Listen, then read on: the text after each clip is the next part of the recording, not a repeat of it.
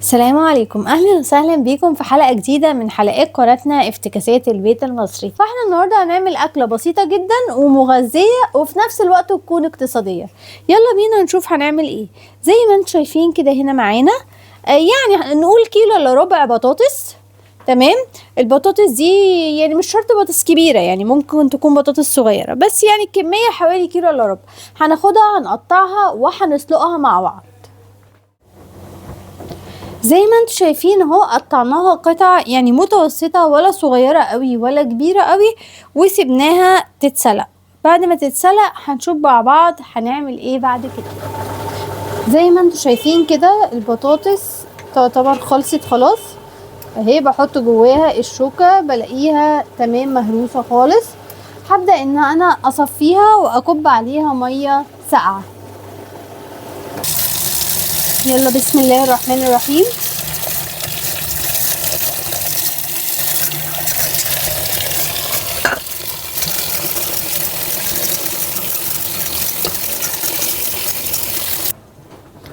ادي البطاطس اهي، احنا مش بنحطها تحت الميه كتير، بس مجرد ان احنا نهدي السخونيه سنه. زي ما انتم شايفين اهي لسه سخنه معانا. تمام. هنهرسها وهنشوف بقى هنضيف عليها ايه. زي ما انتم شايفين كده هي خلاص بقت زي الفل، مهروسه وجميله جدا.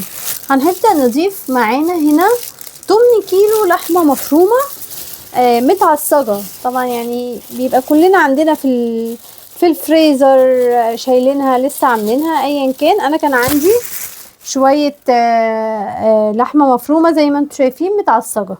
تمام. وهنضيف كمان ده اختياري مش اجباري، يعني ده اللي عايز يضيف طعم شوية جبنة موتزاريلا، يعني شوية صغيرة مش لازم كمية كبيرة. تمام. بس مجرد ان هي تدي مطة وتدي طعم وتمسك المكونات مع بعضها. تمام. بس كده كفاية جدا. انا كده شايفة ان انا حطيت كتير اصلا. هنبدأ نحط مع بعض كوبايتين دقيق الحبة الكاملة. ودي الحبة الكاملة. الكوباية الاولى، ادي الكوباية الاولى معانا. وهنحط نص كوباية ونشوف هيحتاج تاني ولا لا.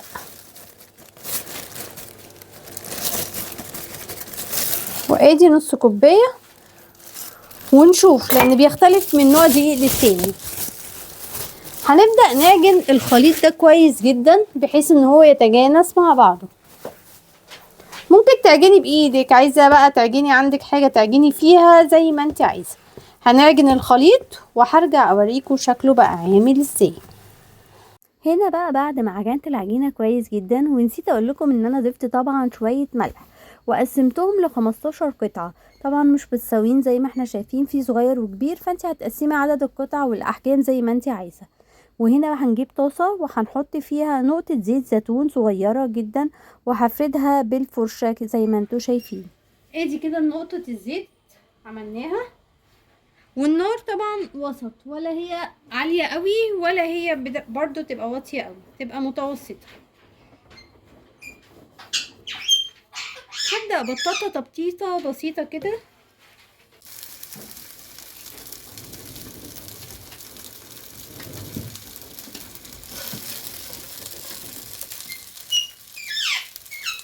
زي ما انتوا شايفين كده بالسباتيولا بعرف ابططها اكتر على الطاسة.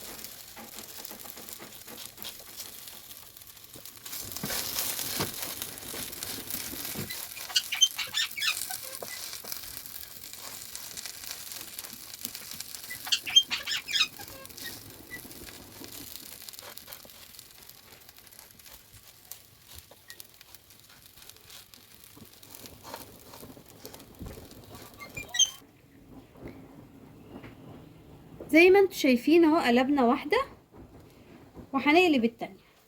كل ما كانت صغيرة كل ما كانت اسهل في القلب معاكي. تمام. بس كده هتاخد لون من الجنبين وتبقى خلصت.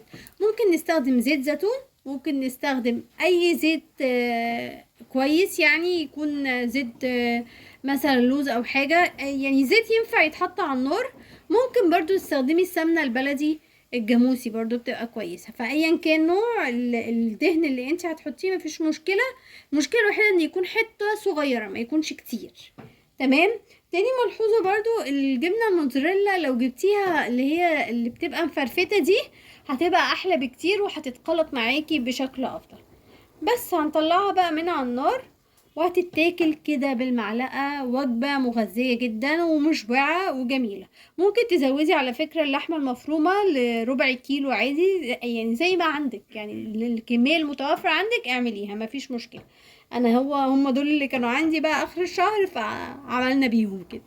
بس اشوفكم في حلقة جديدة. متنسوناش بقى من اللايك والشير والسبسكرايب. سلام.